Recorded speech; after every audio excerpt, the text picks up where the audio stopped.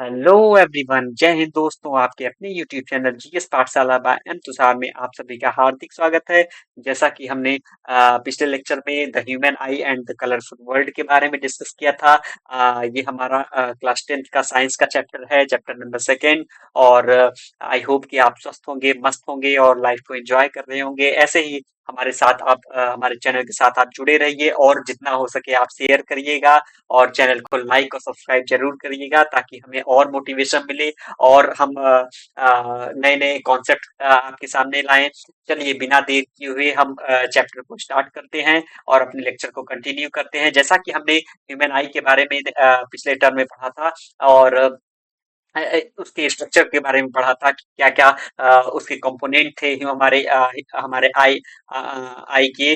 और without light या without I हम अपने जो इर्द-गिर्द जो हमारी ये दुनिया है हम उसको नहीं देख सकते हैं और कह सकते हैं इसकी खूबसूरती को नहीं देख सकते हैं। इस वजह से हमको हमारा जो भगवान के द्वारा दिया गया जो सबसे बेहतरीन जो फीचर्स हमारे पास है उसको आंख बोलते हैं।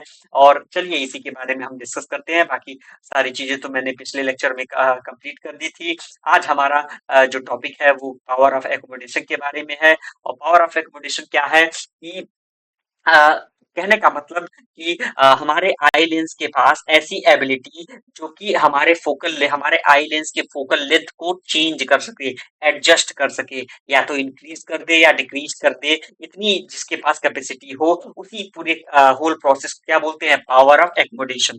ठीक है दोस्तों, आई होप कि मेरी बातें आपको समझ में आई होंगी। चलिए जल्दी जल्दी से हमारे वीडियो को लाइक कर दीजिए और जितना हो सके शेयर कर दीजिए ताकि और लोगों से भी हमारा कनेक्शन कनेक्ट हो सके और लोगों तक हमारी बातें पहुंच सके। ठीक है दोस्तों, चलिए चलिए पढ़ते हैं। According to NCERT the eye lens is composed of a fibrous. ये तो हमको पता है कि इसमें सब जो आई लेंस है उसमें क्या बिल्कुल फाइब्रस और जेली लाइक मटेरियल्स पाए जाते हैं। और its curvature can be modified to some extent by the ciliary muscles. जो भी इसके कर्वेचर है वो ज्यादातर किससे मॉडिफाइड कर सकते हैं, अपने सिलियरी मसल्स के थ्रू। सिलियरी मसल्स आपको मैंने पिछले लेक्चर में बताया था, जैसा कि आप यहाँ देख सकते हैं ये सिलियरी मसल्स हैं। ठीक है दोस्तों, देखिए ये हमारा क्रिस्टलाइन है, ये हमारा सिलियरी मसल्स है। यहाँ ये वाला जो पार्ट आप देख सकते हैं, सॉरी मैं कलर चेंज कर दे रहा हूँ जिससे कि आप ये समझ सके। ठीक है, ये वाला जो पार्ट है, यहाँ का जो पार्ट है उसको बोलते हैं सेलरी मसल्स। यहाँ पर आप देख सकते हैं, तो ये क्या करता है, हमारे लेंस के कर्वेचर को चेंज कर सकता है। ठीक है, तो इसी के बारे में हम डिस्कस कर रहे थे। The change in the curvature of the eye lens can thus change it's focal length. अगर हम कर्वेचर चेंज कर देंगे तो हमारा फोकल लेंथ ऑलरेडी चेंज हो जाएगा दोस्तों। When the muscles are relax, जैसे ही मसल्स हमारा रिलैक्स्ड होगा तो लेंस कैसा हो जाएगा, थिन हो जाएगा। अगर सिलरी मसल्स क्या हो जाएगा, रिलैक्स होगा, तो हमारा जो कह सकते हैं कि जो लेंस है वो कैसा हो जाएगा, वो थिनर हो जाएगा और थोड़ा पतला हो जाएगा। ठीक है दोस्तों, और ऐसे कंडीशन में हमारा जो लेंस है थिन हो जाएगा और उसका फोकल लेंथ इंक्रीज हो जाएगा। इसकी वजह से हम दूर की चीजों को काफी अच्छे से देख सकते हैं, प्रॉपरली या क्लियरली।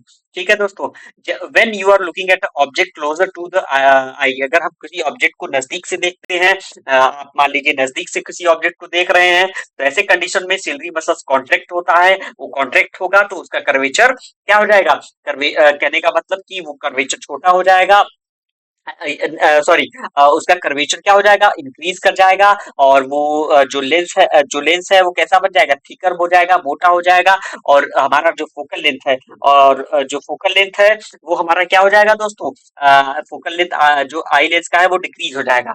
और यही हमारा क्या करता है, इसी की वजह से हम नियर बाई ऑब्जेक्ट को अच्छे से देख सकते हैं। The ability of the eye lens to adjust its focal length, अपने जो एबिलिटी है आई लेंस की जो एडजस्ट करता है हमारे फोकल लेंथ को, उसको क्या बोलते हैं, पावर ऑफ एकोमोडेशन बोलते हैं या एकोमोडेशन बोलेंगे। The focal length of the eye lens can not be decrease below it's certain minimum limit. कुछ ऐसा सर्टेन लिमिट है जिससे कि फोकल लेंथ हम इससे नीचे नहीं हो सकता है। ठीक है दोस्तों, जैसा कि हम देख सकते हैं कोई भी ऑब्जेक्ट अगर हम कंफर्टेबली देखना चाहें, आप अपनी पढ़ाई लिखाई करते हैं किताबों के साथ या कोई भी ऑब्जेक्ट देखते हैं, तो कम से कम उनकी जो दूरी होनी चाहिए वो 25 सेंटीमीटर होनी चाहिए, क्योंकि उससे नजदीक जब ले आएंगे तो हमारी चीजें क्या हो जाएगी, ब्लर होने लगेगी। हमारी जो ऑब्जेक्ट है जो रिटन फॉर्म में लिखा है वो हमको बहुत ब्लर दिखने लगेगा।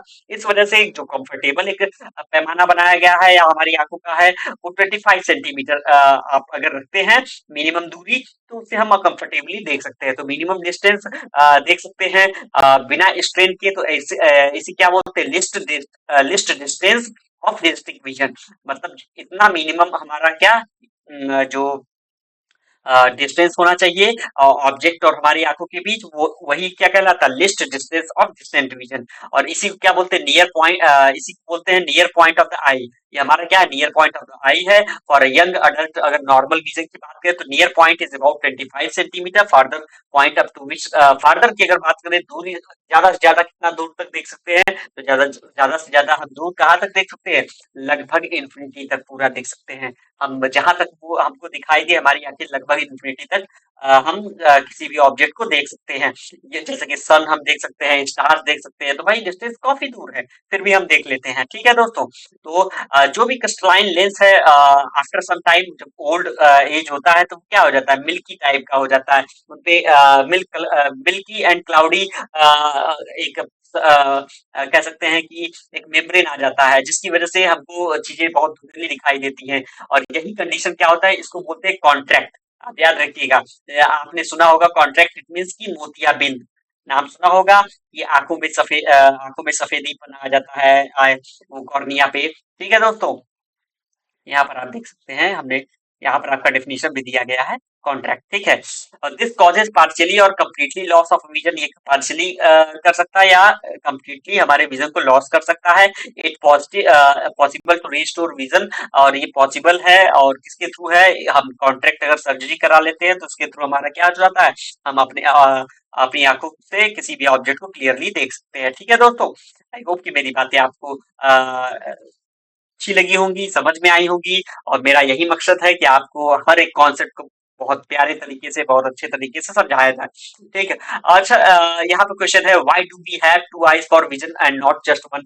ऐसा क्यों है? क्योंकि हम अपनी एक आंखों से लगभग 150 डिग्री अगर आंख बंद करते हैं तो लगभग 150 डिग्री का रास्ता तय कर सकते हैं अपनी आंखों से। कहने का मतलब 150 डिग्री का जो भी एरिया कवर्ड होता है हम उसको देख सकते हैं आसानी से। लेकिन दोनों आंखें इस वजह से दी गई है क्योंकि हम 180 डिग्री पूरा कंप्लीटली देख सकते हैं दोस्तों, बिल्कुल क्लियरली। इसी वजह से भगवान ने हमें दो आंखें दी हैं। ठीक है, ये बहुत ही प्रीशियस है, आप इसका ख्याल रखिए, और आप स्वस्थ रहिए, मस्त रहिए, और लाइफ को एंजॉय करते रहिए। आज के लिए हम यहीं तक रखते हैं अपना लेक्चर। फिर नेक्स्ट लेक्चर में कुछ इंटरेस्टिंग टॉपिक आपके सामने रखेंगे। और आई होप कि आपको ये वीडियो पसंद आया होगा। आप लाइक और सब्सक्राइब जरूर करिएगा, और जितना हो सके शेयर करिएगा, ताकि हमें मोटिवेशन मिले और भी हम लेक्चर को ले आए आपके समक्ष। ठीक है दोस्तों, बहुत आप सभी का बहुत बहुत धन्यवाद। Thank you very much. जय हिंद दोस्तों।